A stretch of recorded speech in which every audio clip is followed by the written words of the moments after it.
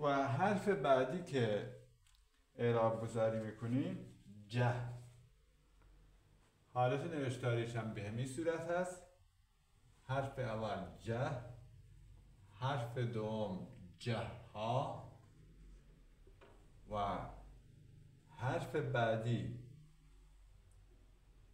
جه ها یک الف بغلش میاد میشه جها و جه با کسره یک الف بغلش و کمانه به سمت چپ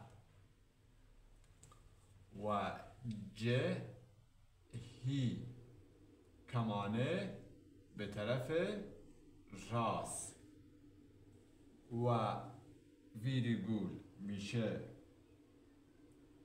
به این صورت. ویریگول میشه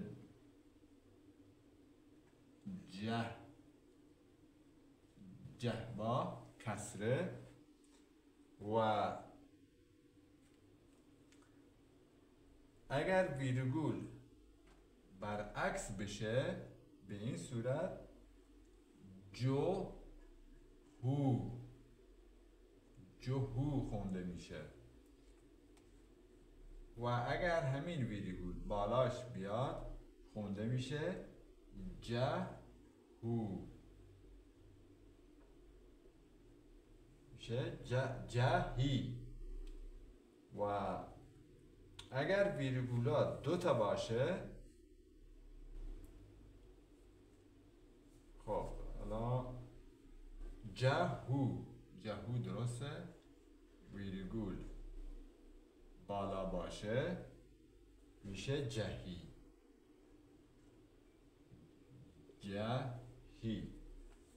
و دوتا ویرگول بالا بیاد میشه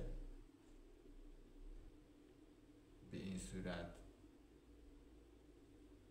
جهی و اینجا ه کسره میخوره ج ساکن میشه.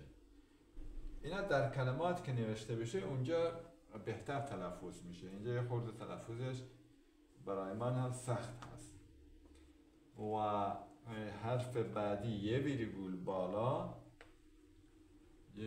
بالا با یک الف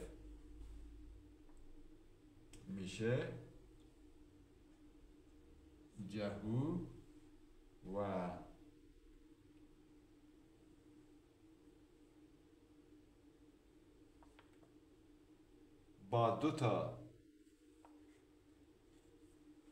با دوتا ویرگول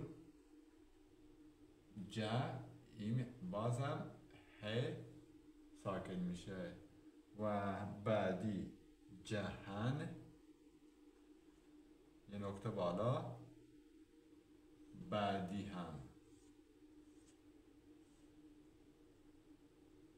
دوتا نکته بغل میشه جه